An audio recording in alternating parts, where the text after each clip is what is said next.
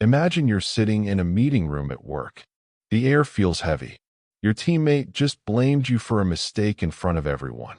Slides are still glowing on the screen. A few coworkers avoid eye contact. Someone coughs. Your heart starts beating faster. You know it wasn't your fault.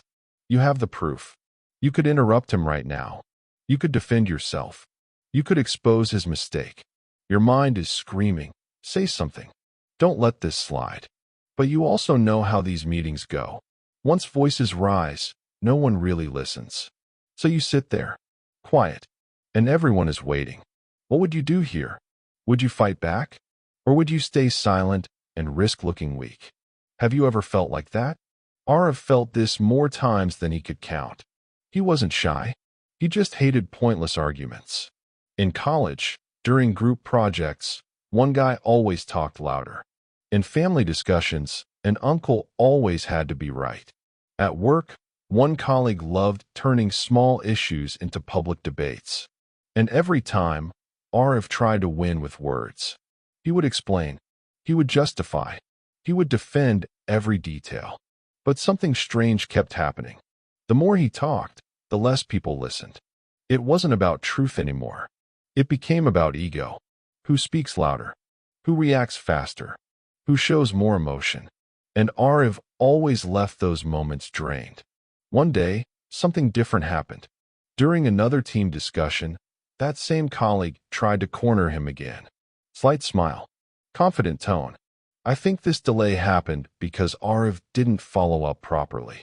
Everyone looked at him. This time, Arav didn't rush. He didn't argue. He didn't interrupt. He simply looked at him calmly. No anger. No nervous smile. Just steady eye contact.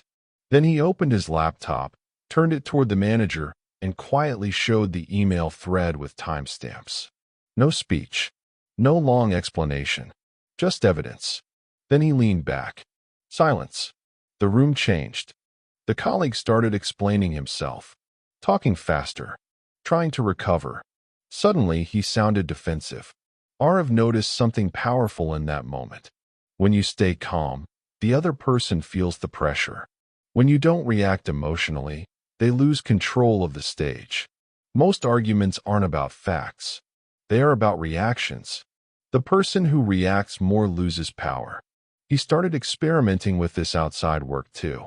When a relative tried to provoke him with, "You're still not earning enough?" he didn't argue about his career plans. He just smiled slightly and changed the topic. When a friend tried to mock his goals, he didn't defend them. He simply said, "Let's see," and continued working quietly. At first, it felt uncomfortable. Silence feels like weakness when you're used to defending yourself. But slowly, he saw a pattern. People expect resistance. They prepare for a fight. They are ready for noise. When you give them calm instead, it confuses them. And confusion shifts power. Arav realized something simple. If you shout back, you become part of the chaos. If you stay steady, you become the mirror. And people hate arguing with a mirror. He wasn't silent because he had nothing to say. He was silent because he didn't need to prove anything. Over time, something surprising happened. People interrupted him less. They blamed him less. They respected him more.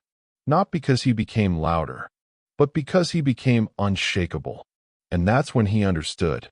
Sometimes, the strongest way to win an argument is to never enter it.